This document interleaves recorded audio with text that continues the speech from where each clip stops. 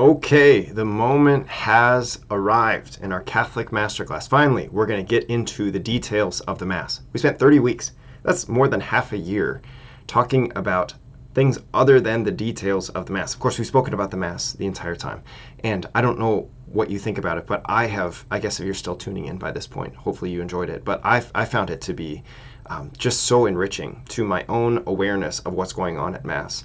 I've even made some changes to the way that I offer the Mass. I started chanting a lot more. I started using incense a lot more. Just seeing the beautiful connections with the beautiful vestments and all kinds of things. I especially loved the connections with Old Testament worship and our Catholic Mass.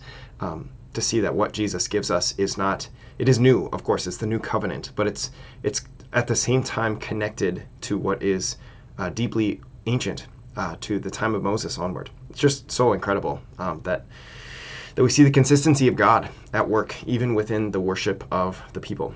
Okay, so I want to jump into the details, and the first detail to notice is perhaps something that is not found at every church.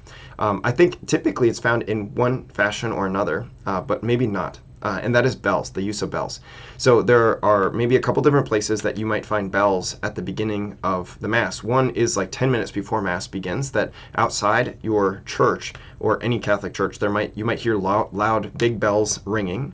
But the one that I have in mind more than those big bells are the ones that could be rung at the very beginning of Mass. It's a little tricky because we live sometimes in our parishes, we begin with like announcements, or we begin with like a commentator giving some sort of commentary or something like that, and then they'll say please stand and sing this song, or sometimes like they'll be like please stand and shake the hands of the people, or whatever, those kinds of things. But in some parishes they don't have that commentating. They just ring bells. The priest will pull a little string and there'll be a bell that rings, maybe multiple bells, maybe ring it a couple of times, whatever it may be, and that's the people's sign to get up and open their hymnal if there's a hymn to sing, or to just prepare themselves for Mass. So anyway, however that looks in your parish, we can ask the question regardless, what is the deal with the bells?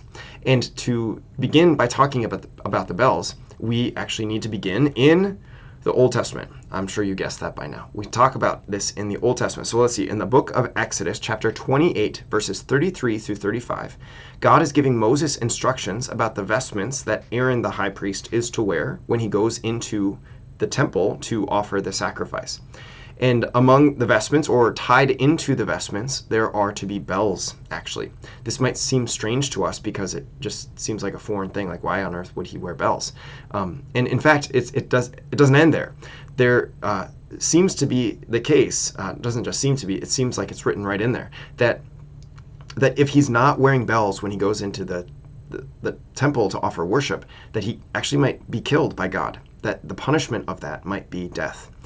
That seems really strange, and yet what's the point of it? The point of it is that when the other people are around in the temple area, maybe in the different courts, the court of the men or the court of the women, whatever it is, that when they hear the bells, they understand, oh, okay, this is when the worship is being offered to God.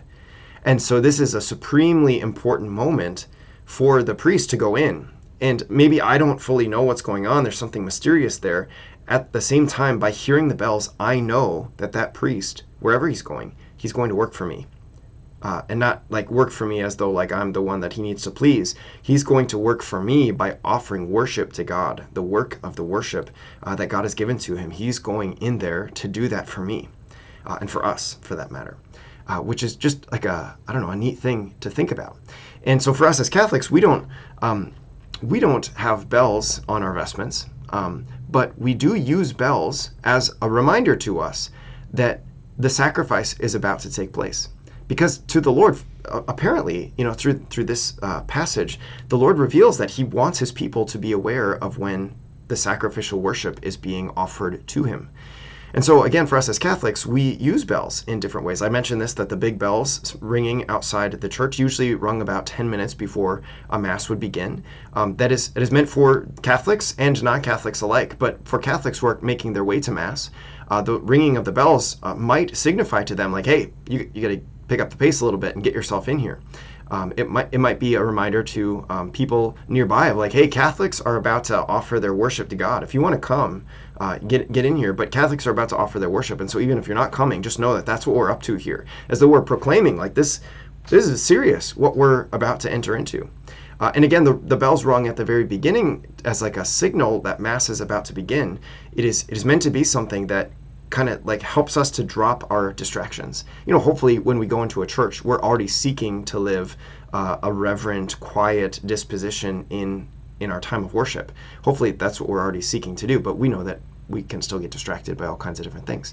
So the purpose of the bells is, again, to kind of like call us out of that fog, to call us to clear the cobwebs, and just like, okay, these distractions, I'm going to set them aside as much as I can, because I hear the bells now, and I know that the bells mean that the priest is about to enter into the sanctuary, the place of the sacrifice in this church, in this town for that matter. And so I want to be attentive to that. I think that's just like a really neat thing. So let me see here. One more point about this. I think this is cool. We're going to talk a little bit more about bells down when we get to communion time. I'm sure many of us are familiar that bells may be rung at communion time, but we'll get there when we get there.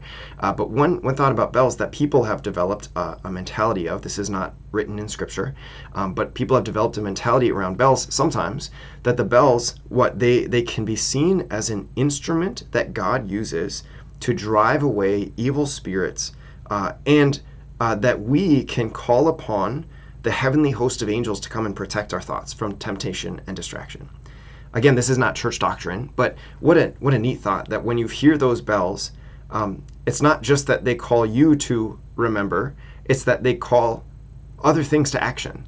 And those other things, the evil spirits, they call them to get away from here, to move out of this place, because we're about to worship God in spirit and in truth.